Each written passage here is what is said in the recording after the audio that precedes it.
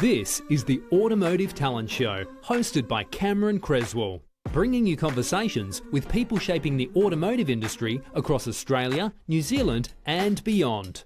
Each episode explores career journeys, business stories and real insights into the market, the challenges, the shifts and what's happening on the ground right now. This is Automotive Talent. Let's begin. Hi there, and welcome back to this week's episode of the Automotive Talent Show podcast. My guest this week is Luke Camilleri, a second-generation automotive business owner who's built something pretty special. He came up through the trade the hard way, learning it from the ground up, and now he's running one of the largest Mazda dealerships in the country. But here's what makes Luke worth an hour of your time. He doesn't run his dealership like a dealership. He runs it like a high-performance sporting team. The recruitment, the culture, accountability, the way he gets his people pulling in the same direction. It's a non-traditional approach to a very traditional business, and it's working very well for him. We get into how he thinks about people, why the team sport mindset stacks up on the showroom floor, and what he's learned taking the business from his dad's era into his own. Let's get into it. Welcome to the Automotive Talent Show, Luke Camilleri. Thanks very much for joining us today, mate. Very welcome. Thanks for having me, Cameron. Very honoured to be part of it today. No, appreciate that, mate. I've been looking forward to this session myself because you come about things from a different angle on many fronts, which no doubt we'll get into. But for those that don't know the Luke Camilleri story, obviously dealer principal at Aspley Mazda. Been a part of the business for a long time, but take us back to where it all begins for you, mate. How did the automotive industry arrive on your doorstep? Well, 32 years ago, that's when I first kind of walked in for the first time, but it's a family business. So it was always Grand Prix Auto Group. So my dad's business, and growing up, I never really expected to be in automotive. Like I knew dad was part of it, but it was never my interest. I always just wanted to play professional football. And that was my goal. But yeah, one thing led to another, and I was 17 at the time, and Dad had tried to get me to come and just start in the business and just do a job and see if I liked it. And by chance, I'd had an injury playing football, and I'd said, yep, I'll come and do a little bit. And yeah, it started with I went into the panel shop actually.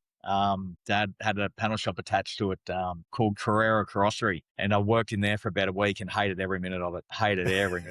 I was the lunch boy, I was the lackey, I was washing cars, I hated every minute. And then someone had left in the parts warehouse next door, and I put my hand up for it and said, I want that job, if anything, to get out of this panel shop. And anyway, about a month into that, I loved every bit of it. I became a bit obsessed actually with the whole operation of the business and parts and then service and then the mechanics, and both my brothers were apprentices at the time, so I was kind of carpooling with them to work and going into the warehouse, and they were into the workshop, and I became a little bit obsessed with the whole automotive industry and how it all worked, and one thing led to another, and here we are 32 years later. And still love it just as much, So it's been quite the journey, managed every department the whole way through, and learned a lot, watched 3 decades of automotive changes, been through everything. And here we are today,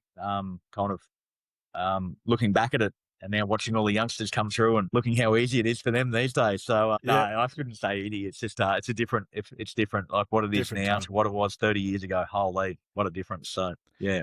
But there's the journey. Yeah, absolutely, isn't it? And it's the thing. I think I'm similar kind of background. We were Ford dealers for the Gold Coast when I was born. So I think I think probably happens a little bit less now. I think with the second generation or the next generation, they I think you're either encouraged not to do it or not to go into the industry and go off and do something else. Or, you might go and do a uni degree and then come into the business in that way. Yeah. But the path of strongest resistance, i.e. start from literally below the bottom and work your way through, because one thing that I know to be true through experience is that, even though they weren't a big thing 32 years ago, but there's no HR department back then for relatives. The HR department existed for other people, but not for the descendants. Not one little bit. Little bit. In fact, you had a bit of I think people had a bit of a license to kind of really character build you, I think they say. Well, I think that was it too. I look back at that time and look at what I went through, and gee, you couldn't even think about doing half those things today. But I'm glad for that journey because it taught me so much. I still, one of my greatest memories was in that first week is there was one of the panel beaters, Murray, and there was a little takeaway shop just around the corner, and I used to have to go and do the smoko run, and he would get his hot chips and gravy every day and a chicken burger, and I was getting all these orders and I had a little notepad because he made me write it all down. And I thought I had a pretty good memory. I don't need a notepad, but I wrote it all in the notepad for Murray's sake. And this one day I've come back and there was no gravy on his chips.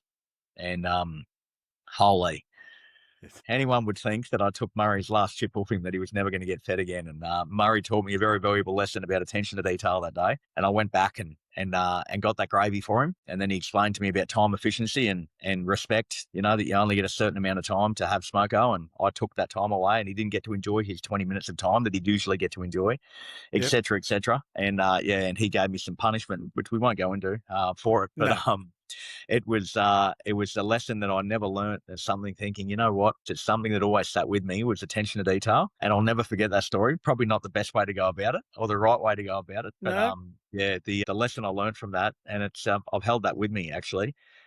Just the little things are the most important ones. And I remember him saying that to me. He goes, it doesn't matter, you could have forgotten a meal. It could have been the whole lot. The fact is, it doesn't matter. The whole thing was ruined by one small little incident, So I always say that you've got to appreciate the little things. And if you don't appreciate the little things, the big things won't be respected, So all will they come. So, I've got to thank Murray for that one. Yep, absolutely. Yep, the old saying, sweat the small stuff and the big stuff takes care of itself, Correct. Yeah, very much so. Yeah. And that's the thing too, like being the next generation, is that anyone outside of the bubble thinks about it being an easy ride, but the reality is success is rented, and the rent's due every day. It's not owned, right? So just because your last name might be the same as what's on the building, it doesn't mean that, in fact, you've got to prove yourself even harder to be competent. And because respect is still the biggest commodity that we trade in our industry, isn't it? Couldn't agree more. That's probably where I felt it the most, just carrying the surname. Oh, you were just given a job. And especially back then, it's like, oh, your boss's son, and, you just got your job. You didn't do anything. And I was quite intelligent, and I backed myself as far as ability went and smarts and, and not around automotive, but just in general life, and I was very respectful. Like I'd still go to work every day and I wouldn't speak, I'd speak if I was spoken to, I'd say hello and be polite, but, I wouldn't go and be cocky or, even from a lunchroom point of view, there was only a certain amount of room for people to sit in the lunchroom because you shared it with the mechanics back then. And, I was the new kid on the block. So I wouldn't go and sit in the lunchroom. You'd keep a spot and, even to the point where there wasn't enough room in the fridge for your food. So, you'd come up with a different, it was a respect thing, Yeah. And I remember growing up during that or going through that of holding the surname, even to the point where we got name tags and I only wanted Luke put on there. I didn't want my surname put on there because you didn't want to hold more pressure and people just assume or make assumptions or make a educated or uneducated assumption or call on who you are and why you're in that role. I was only 17, you know what I mean? Like, I don't know why I thought that way, but I just did. I wanted to be my own person. I didn't want that. I just wanted to go, hang on, well, just let me prove myself. I'm a good worker. I'm a good listener. And I'm and when instructed on what to do, I'll do it really, really well because I'm very passionate. But don't write me off before we start. And that was the thing now. And I look back on that. And there was a lot of years there that went by that I always just wanted Luke on my name tag rather than Luke Camellieri. And not that I was not proud. I was super proud of the name. I just wanted to kind of prove myself, without people saying you got given this job or, you got a free ride and all the rest of it, because it wasn't the case. And like and like you said, geez, I copped it worse than anyone. Like they were so hard on me from day one. I'm thinking, holy, this is just relentless, like you can't do a thing. Absolutely. So, that was probably the biggest thing that I noticed going through that era was the pressure that came with being, in the family. And I thought to myself, I've got to prove myself here. I've got to prove myself that I'm very, very capable in what I do. So that was what I went about doing. I wanted to make sure that I was the best in everything I did, that I was really good. So if it's pass interpreting, I was a bloody good pass interpreter. When I got the opportunity for the phone room, that I make sure that I'm going to make the most of it in the phone room here and prove my worth. And, one day when I get to be on that back counter, because that was my goal back then, because my brothers were apprentices, and I thought I'll get on that back counter, that I want to be the best on back counter, that the mechanics should go, I want Luke to get my parts because he knows where everything is, and that's where the early days, where it all started. And then it just evolved from there on in, so, but you knew when you had that title, and it probably wasn't until, a decade later that, that didn't mean as much then. You still had the people, that would throw comments and, put shade on because of your surname and all the rest of it. But you knew then I'd had a decade under the skin of showing and proving, and the people around me that knew it, that's what mattered to me. As I matured, I realized more that it's not about what people think, it's about what people know. So, and I've kind of held that mentality through since. Yeah, absolutely. Yeah. And naturally, you get comfortable in your own skin as well. And, you get that confidence to be able to carry yourself through. But, part of that journey, as you say, working in every single department of the business to understand it from the entry level to the senior level, like that, even today, naturally, that's a gift for you, isn't it? You can speak to that experience and speak to that understanding rather than just being, someone that just came off the sales floor or given that GM role or whatever the case may be. Exactly right. Exactly right. Yeah. Yeah. And you've clocked up 30 years, 32 years now in the business. Naturally, there's been many changes in that time that we can speak to, but naturally the business has grown, the brand has grown, the industry's evolved, and it's I suppose really the only, as they say, the only constant has been change, hasn't it? When you reflect on the 30 years. Yeah. Yeah, it's been different. I tell you what, like you look at over that 30-year period, what I've watched, I remember first coming from the service department back in the late 90s, early 2000s into sales, and Mazda had nothing there as far as the product went. There was nothing. There was cars. There was a Mazda 626. I remember selling, it was 55 grand. It had a single CD player and had hubcaps. Yeah. And, I'm thinking, how are we going to sell these cars? Like no one wanted them. That was a big competitor to Toyota Camry at the time, and Camry had far more spec, and Honda Accord had far more spec, and Mazda just weren't that premium brand or that brand that everyone wanted. And then come 2002, Mazda changed shape of their Mazda 6, and I remember going to the release of that car, going, oh God, we're going to sell a lot of these cars. And sure enough, we went from doing days for weeks of doing 30 or 25 and 30 a week to all of a sudden 50 and 60 a week. And then that evolved into 2004 with the new Mazda 3, and that set the world on fire, and we got to a point there, people were waiting half a year to get a car. They weren't trying to, get a discount or anything else. They just wanted a quicker time frame. And then Mazda really evolved from there. That was the Zoom era. And Mazda was flying. I was still so young then and had such little experience. We went from such growth. When I first came into sales, we were selling 25 cars a month. And, when I took over, as sales manager in 2002, we all of a sudden turned into 150 car a month, then to 200 cars, then to up to 300 cars. And, putting delivery coordinators on, additional sales team, and it was just all a blur, massive long days. And we were making the rules up as we went and trying to be very, very tight in what we're doing, cost efficient.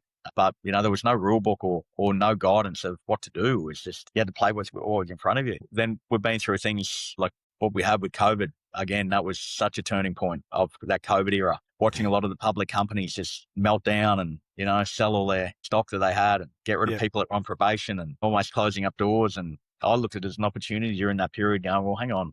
The main goal for me is that we don't, no staff will be put off. I'll keep everyone employed, and we're going to find a way to make this work. And I used to have a meeting every day during that COVID period where I'd go to each department and I'd pull them together and give a COVID update. I'd sit there and watch Channel 9 in the morning and get for the updates of how many more cases there was. And such a weird time looking back on it now. And then I'd bring that back, and then I'd report that to the team and go, so this is what I think is going to happen. So this is what we're going to do internally here, and we'll do as much as we can. And we changed around some processes, and it was tight. There's periods there where we thought, well, how are you going to keep everyone employed? But we managed to find a way. And, it was a really good building part for me and for the business. We also went through a flood. I think it was when I had taken over the business entirely from Grand Prix Auto Group to Aspley Mazda, we'd changed names. And it was 3 weeks later that we got flooded.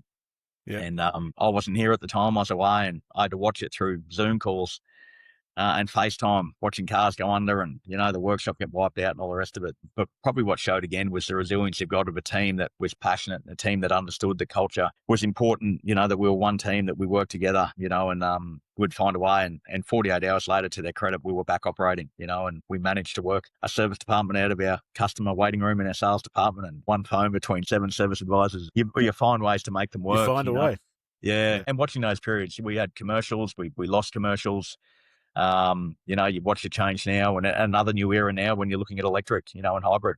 It's like another mini COVID for me.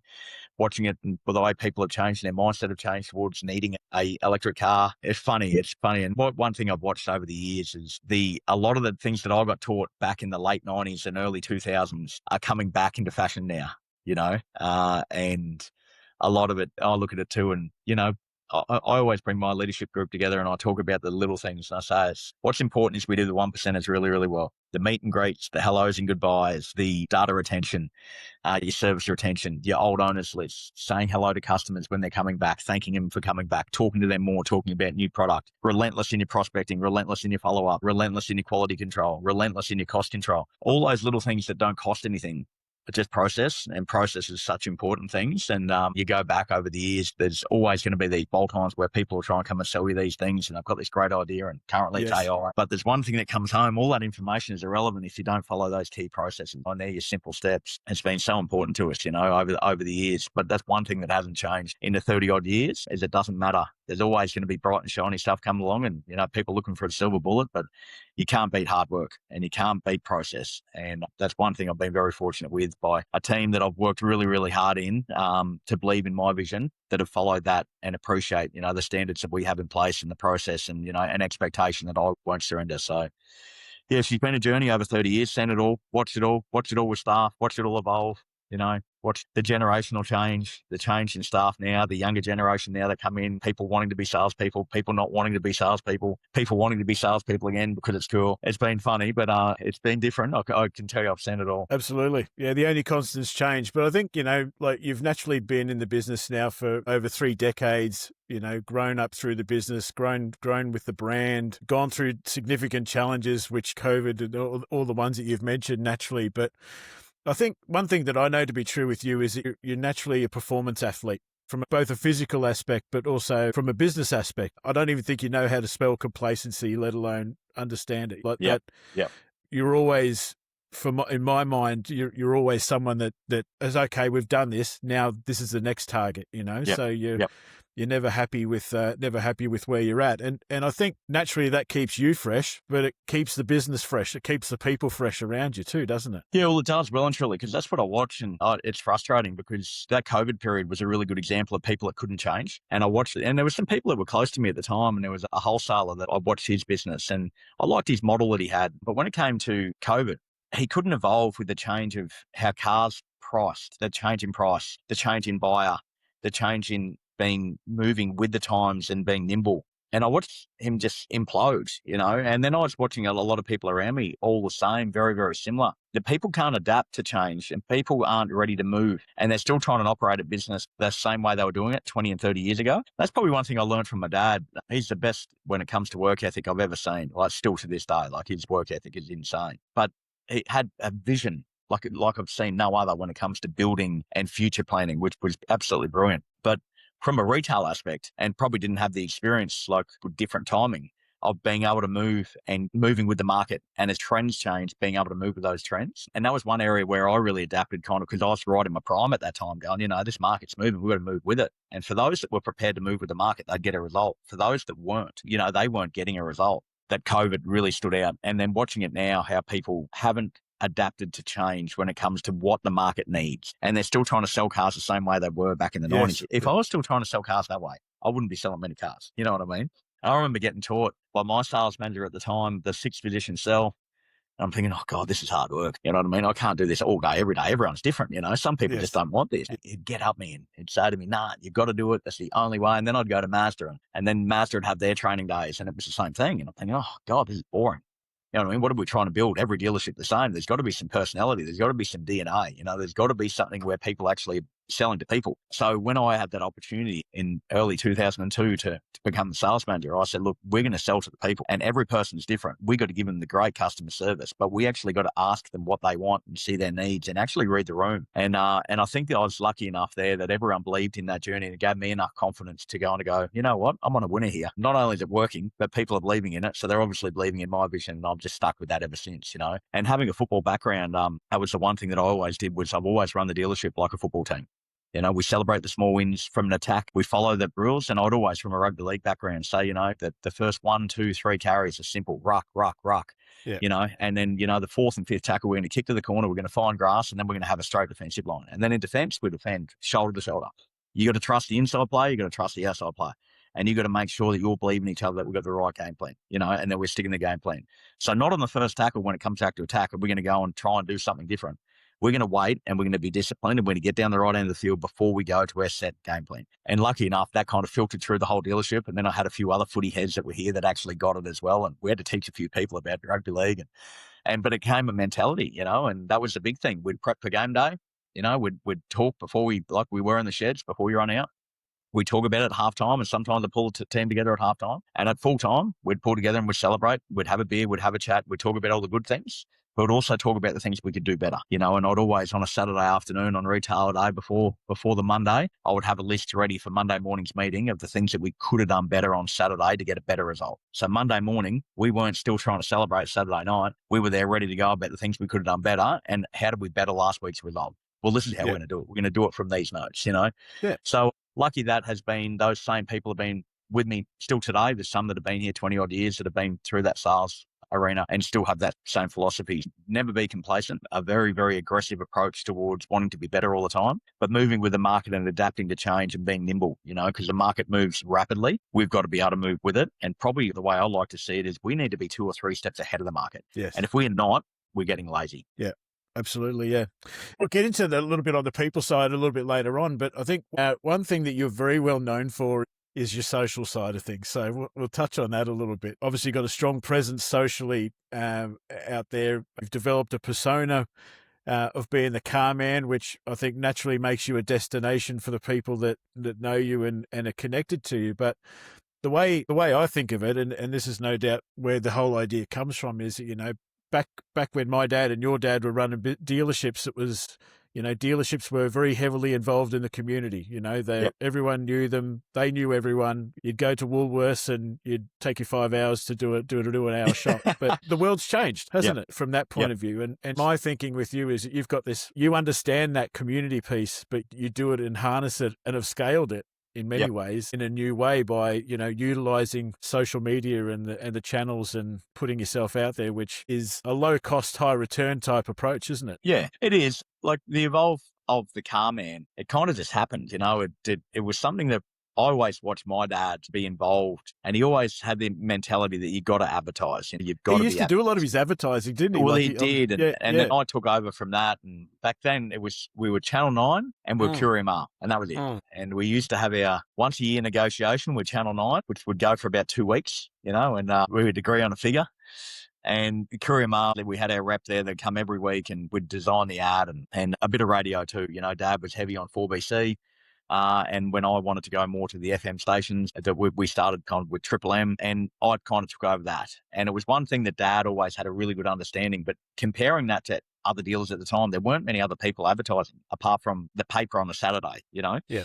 I think that mentality was around, you got to put in to get back. And Dad was involved in the community, you know, and it was the same thing I used to watch as a kid. He was always saying, "G'day," or "How do you know that person?" Always saying hello to someone. And so I didn't really know much better apart from how important the community was. But you can't expect to get a lot back from people if you're not prepared to put in. And so how the car man evolved was, we talked about that through a social media point of view and said, okay, well, how do we get more? How do we grow the network? And the way I've always looked at it is from a PMA, prime marketing point of view, the prime marketing area. We weren't getting any new suburbs coming in around Aspley. You know what I mean? Aspley's been around forever, West Chermside, you know, Everton Park. We weren't getting anything else happening. So the only way that we could actually grow a little bit further than that was if we could grow into other people's network. So that's where I thought we can do that through social media. And at the time we were using an agency. And I remember they presented this idea. I was so anti it at the time. I was so negative towards it. They'd almost put together a vision board of how it looked. and they got Luke, you got to promote yourself on your social media. You've got to have this look, and it's almost like a bit of a shoot, they had, Yes. you've got to have this look with your stance being like a model, you get the sunset in the background and you've got to have this. I'm like, I'm not doing any of that. There's no way in the world I'm doing that. Yeah. And they're like, no, just trust the process. You'll get more comfortable with it. And I said, well, I'm happy to get more comfortable with it, but I'm not doing that. And we've evolved well and truly over the last 8 years. And it's taken a long time to get to where we are, but it's come a long way. But, if someone had said to me, 8 years ago that you're going to sell 10, 15, 20, 30 cars a month through direct message, I would have gone no way in the world, but it's just become so big for us. And I've got known through the network so well. People know me as the car man. People reach out to you as the car man. People aren't scared to put their questions forward, and people want a car man. So I've got my own barber. I've got a builder. I've got a plumber. And always I thought you need a car man. And to me, if I want something, right now, if I need a builder or carpentry work, I go to my phone and it's Mick, my builder, Yep. And if I need a gardener or if I need landscaping, you've always got to have that guy because you want to deal with somebody you know and you can trust. And I wanted to be that to everyone. I wanted to be the car man. So if people didn't have one, they could pick up the phone and go, hey, look, or send me a DM. I just want to know what my trading would be worth because I'm looking at one of these BT50s. And to be able to have an instant response by me personally and it being quick and educated, people loved it.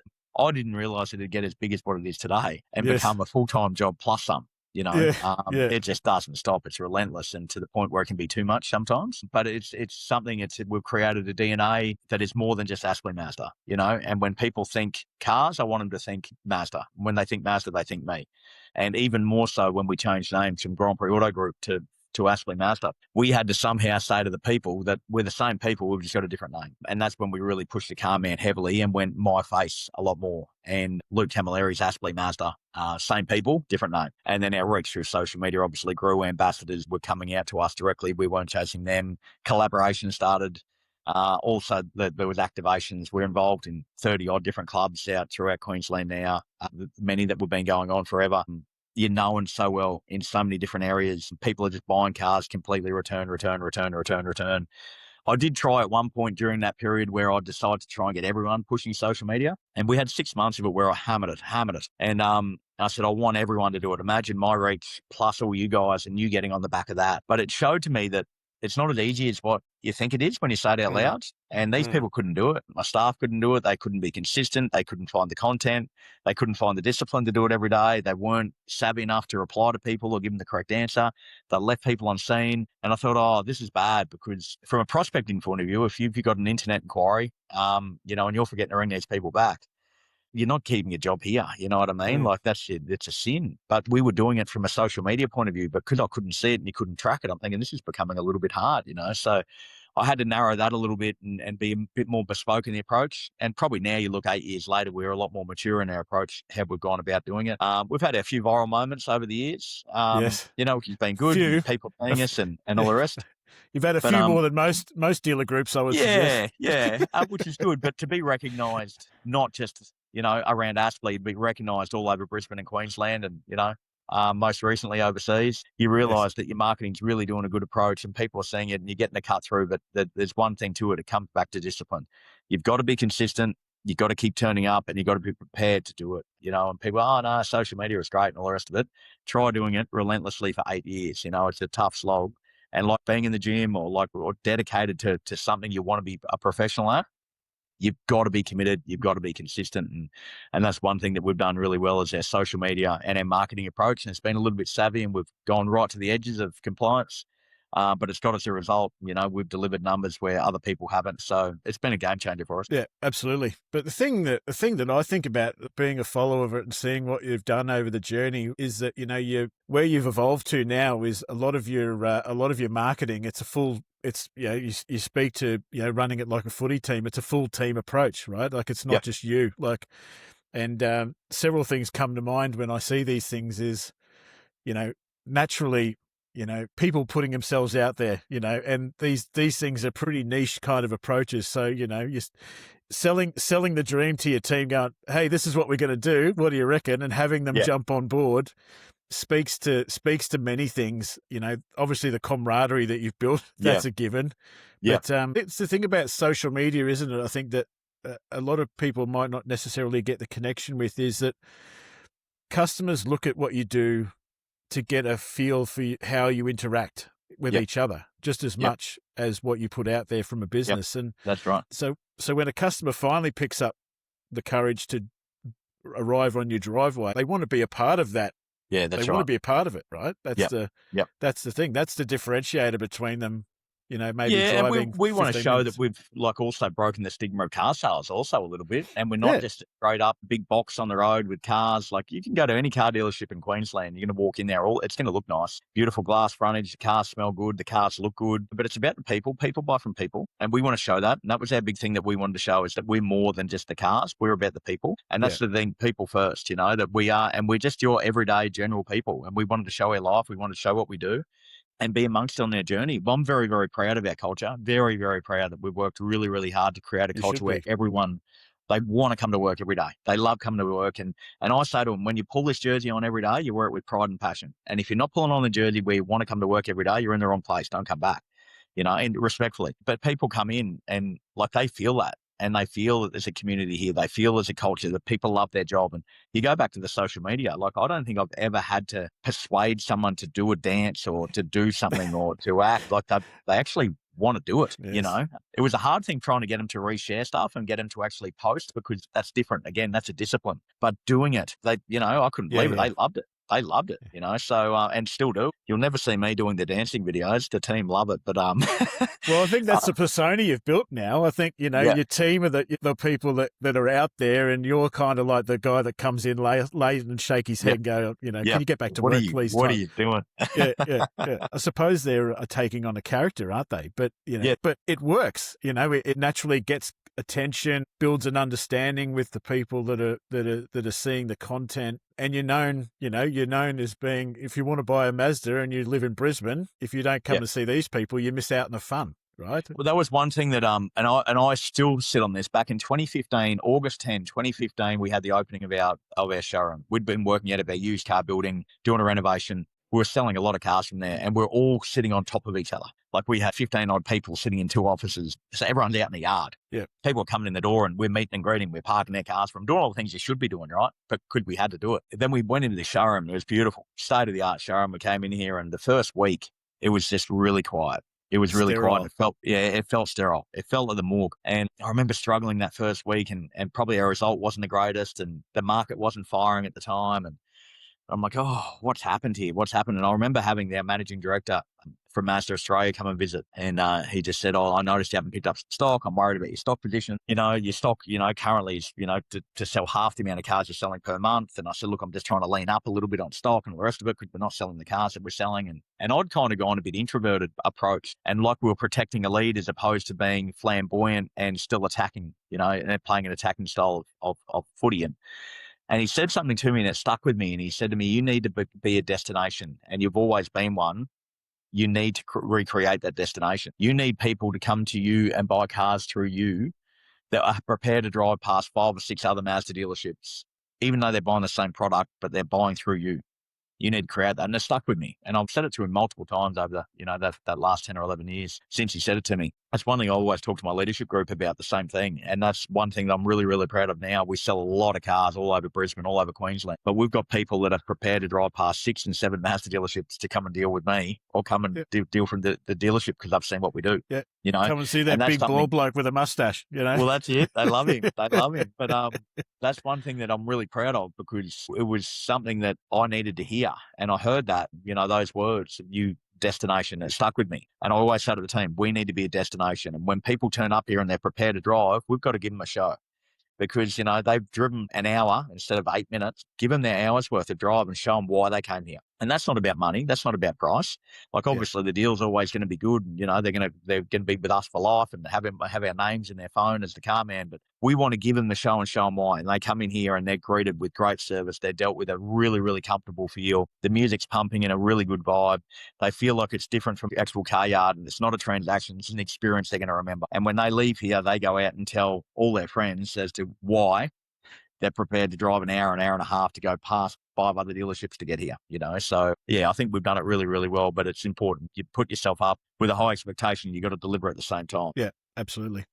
And I think there's always a strong correlation too between, retention with your customers, and it's the same as with your staff and your team, right? Like Yep.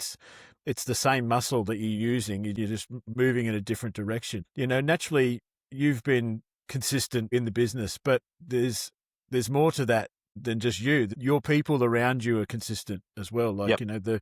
a lot, and my understanding is a lot of your senior leadership people are people that have come through the business, have been developed through the business, and you've constantly provided them challenges and development opportunities along the way. Absolutely. I've always believed of promoting within, but when their people are here, they're here for life, and you want to give them that journey where they go, hang on, this is more than a job, this is a career. The more you put in, the more you'll get out. And yeah, I've been lucky enough. Like, I've been very, very transparent. I also remember this is that my sales manager, I wanted to know, this is back when I would have been probably 20, 21. I wanted to know more about BT50. Back then it was called Bravo, B2500 and B2600 Bravo. And we were starting to do it a little bit in primary producer space and a little bit of fleet. And I asked him a little bit more around primary producer and why that price list was different, and then why ABN price list was different. And would I be able to learn how to work that pricing out? Because I'm starting to get a bit of inquiry, and I had a passion for that commercial space. And he said to me, Luke, you're on a need-to-know basis. And I'm like, well, what do you mean by that? And he goes, well, what don't you understand about that? You're on a need-to-know basis, and you don't need to know that. That's why I know it. And I said, but wouldn't it make more sense if multiple people knew it? Would be better?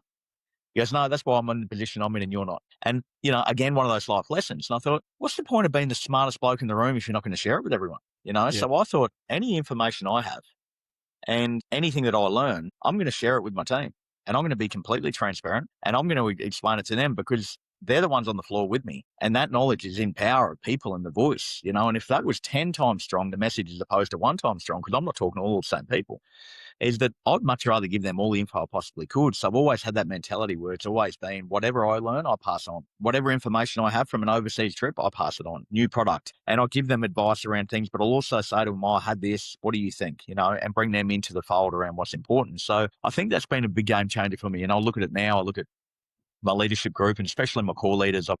I've got Xavier, my sales manager. He was started as a junior trainee. He'd come from a fish and chip shop, never even thought about selling cars in his life. And I thought after 3 months, this guy is not going to last one little bit. And I used to be thinking, what is this guy? What is he doing?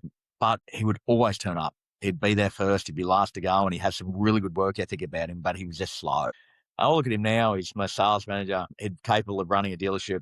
He's very, very intelligent. He's got a great work ethic. It's sometimes about the right people. Or at the right people when it comes to moral, comes to ethic, it comes to workmanship, it comes to, that self-respect and pride. I've got like him that understands and would do anything for me and sells very similar because I taught him how to sell. Has the same understanding when it comes to attention to detail, to promise back to customers, about bringing in mentoring in new staff. And then I've got Gav, who's my fixed operations manager. He's the same. Gav's been through the dealership, over 15 years. I've got my financial controller. It's the same. That's been here, over 10 years.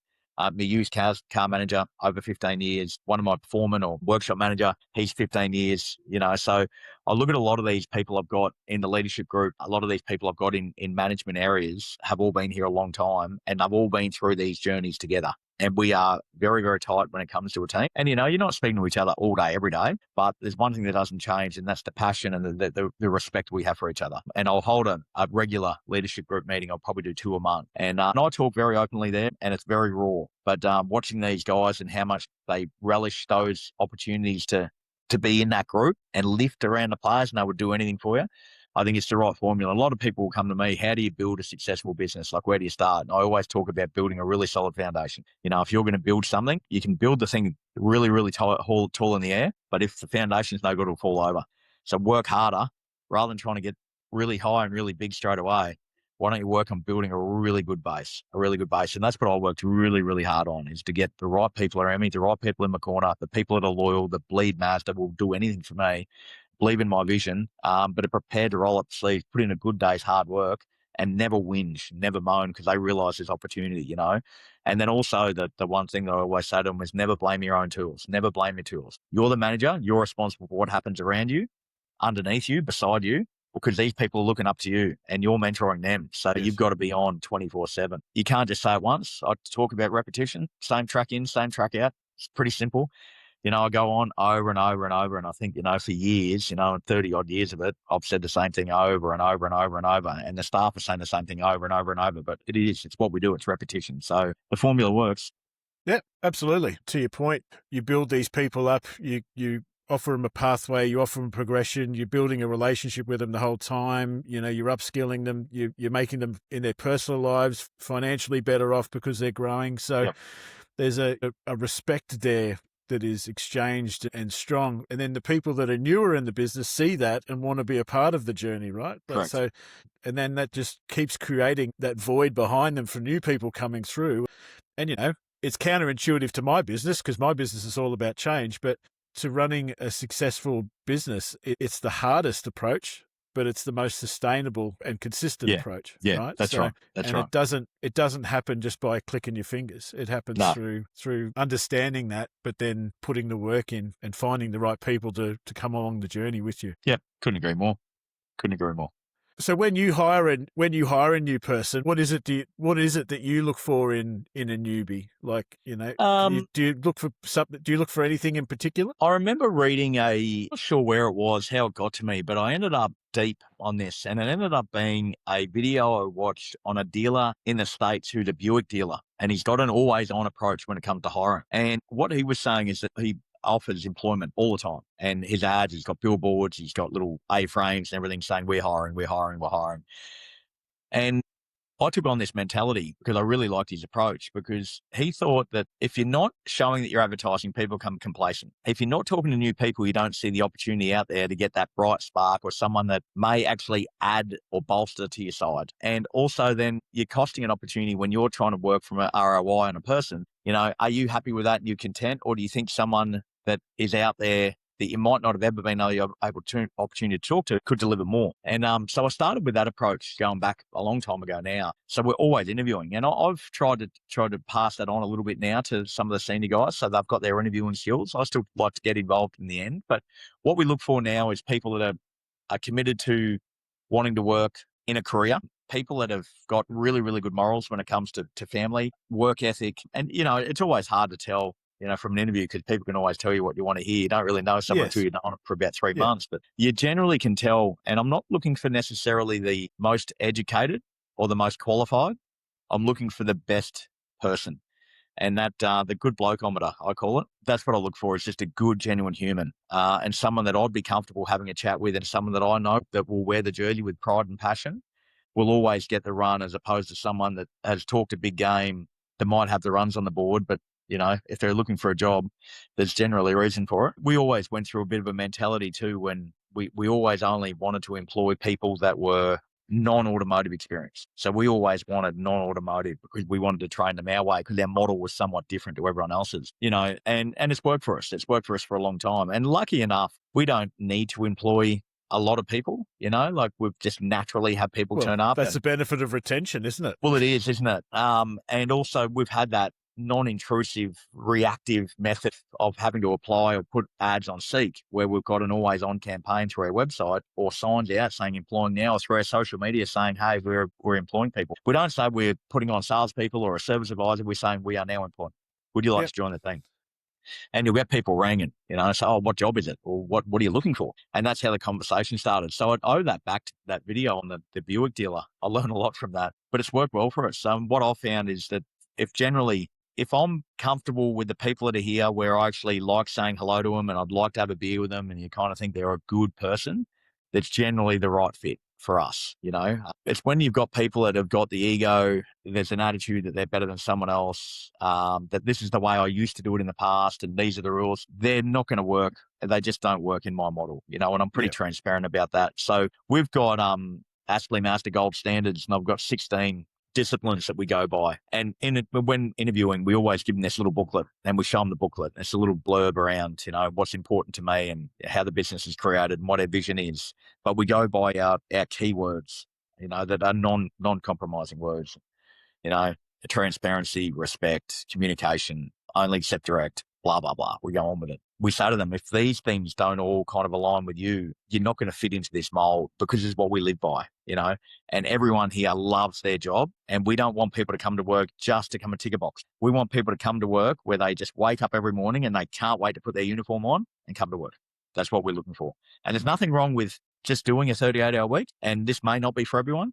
But if you're the other, where you wanted this and you're prepared to put in extra time and effort and you're going to love this job and it's going to become a passion, we're on the right page. And the way I would interview is the same way as that Gav would, or Abe would, or Shane would, and very, very straightforward around those lines. And generally we can weed out the ones that just want a job to those that want a career and are very passionate about it. Yeah. Culture and fit is one of those, it's two of those things, I suppose, because in many ways it's the same, but it's one of those things that's actually hard to define, but it's easier to feel, isn't it? Like you can feel if someone will fit. You feel if if the culture will align with them.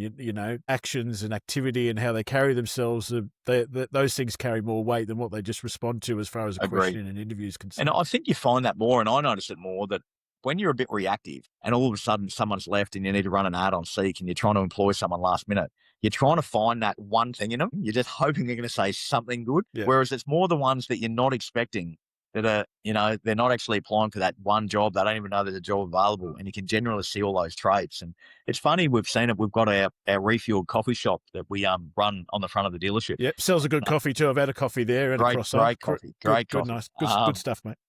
But what I've found is that we've actually brought a lot of those baristas through from the coffee shop into the dealership. Yeah. And it's just from people, that you just see in personality. And I'm thinking, these people are great baristas, but gee, they'd be fantastic salespeople. I guess that general small talk and conversation so well, and they're just easy to talk to. And a lot of the thing is that people want, they just want to be able to talk to someone, So it's been a good little breeding ground for us as well. I guess it's all in the people and understanding, and you can generally tell in that first couple of minutes of an interview, I reckon. So, yeah, absolutely. And I suppose your benefit of your barista is they're already a part of you. They're already a part of your culture. They understand the culture. They understand it. Yeah. They understand it. You understand them, how they fit, and look for the things that, like I would think off the top of my head, you could a barista you could turn into a service advisor, a receptionist, a business manager. Like this, you can identify all of those kind of attributes potentially. Absolutely, we've done all that. So it's been good. It's been good. When someone starts with you, what's the best piece of advice do you give them, do you reckon? Like what? Probably the best bit of advice is just let them be himself. Let the personality shine, especially from a sales point of view. I want people to feel comfortable. I don't want them to feel that they can't be them. You know what I mean? So when they're turning up and they're thinking they've got to put on a professional facade to come to work and not be who they are, that's going to have a certain life cycle to it. And you can't sustain that. I just want them to be themselves. I want them to enjoy what they have around them, let their personality shine, let down their wall a little bit, encourage to them that we only have good people here, that we're all like-minded, and we want them to love their job by feeling supported, that they have got good people around them that want to see them succeed, that we want people actually to grow personally and professionally, and we want them to go home to their husband, wife, girlfriend, boyfriend, whoever it may be, and love their job, so their partner actually feels that they're really happy for their partner, that they've got such a good environment to be around. So I think that's the best advice I've given. It's probably different advice now to what it would have been 10 years ago. 10 years ago, I would have said to them, about 1%ers, doing the little things right, attention to detail, disciplines, be here on time, working overtime, doing all that. But probably now I'm a bit more chilled and relaxed and see it. I just want people to be happy and enjoy them. Yeah, more mature, well and truly. It's more experienced. Just enjoy what they have every day. If they're happy at work, they're happy at home. And if they're happy at home, they're happy at work. And being a little bit flexible, but having some really good boundaries also, and having some real strong discipline that we're not scared to talk about at day one. So generally we do that up front, and you don't have to really have the conversation again because your standard's already been set, hasn't it? So Yeah, you've already identified that they're a fit. You're just helping them figure that out, figure their place out, aren't you? Basically. Yeah, correct. Yeah. And what's next for you, mate? Where do you see the Carman brand and yourself going? What's the next few years same thing. So I've got some big things that are happening here. I guess we are always evolving from a Carman point of view of really, really enjoying our growth in our used car space. That was probably one area for us that, we never capitalized on. We've just capitalized on that over the last year or so, and that to grow a little bit more. but just refining the business a little bit more, really respecting, and probably one of our gold standards is remember where you came from, remembering that, and giving some love back to those people that have been so loyal to us over for such a long period of time. The car man will keep evolving as far as, what we do through social media, what we do when it comes to activations, collaborations, relationships. But we'll just try and get it onto a bigger scale and a more consistent scale. But nothing out of the box, nothing game breaking that you'll hear today, but just the same old. I'm very, very simple when it comes to process and consistency and disciplines. Same thing day in, day out will deliver a really good result.